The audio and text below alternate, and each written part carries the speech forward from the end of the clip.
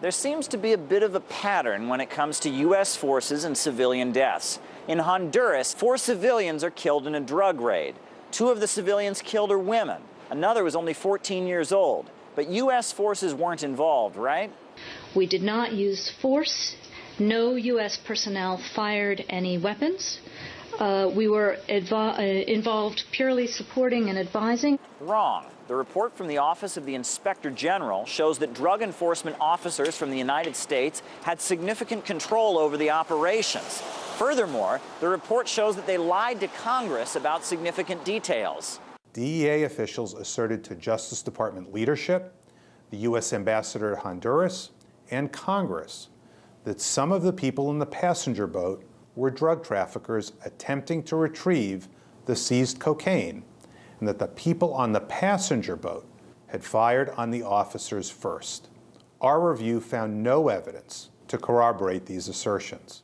4 people dead and barefaced lies to Congress, but still, neither the Inspector General's report nor the DEA is calling for the perpetrators to be punished.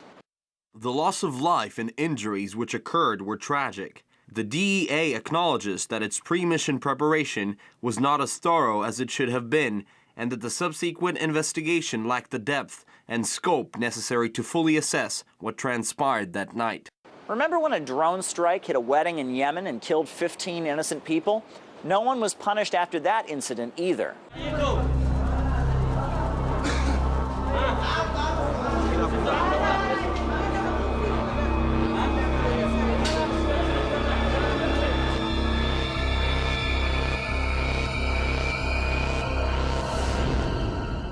And in Mosul, the U.S.-led coalition bombed a building packed full of civilians and killed 100.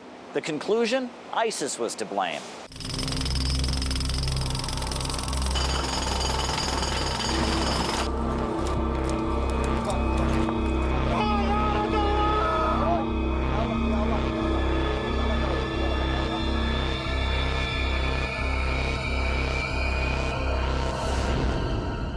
And in Afghanistan, the U.S. blows up a hospital operated by the Doctors Without Borders humanitarian organization.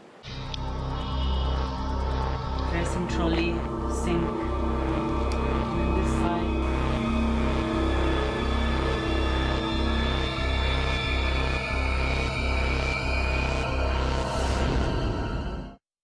The investigation did not conclude that these failures amounted to a war crime.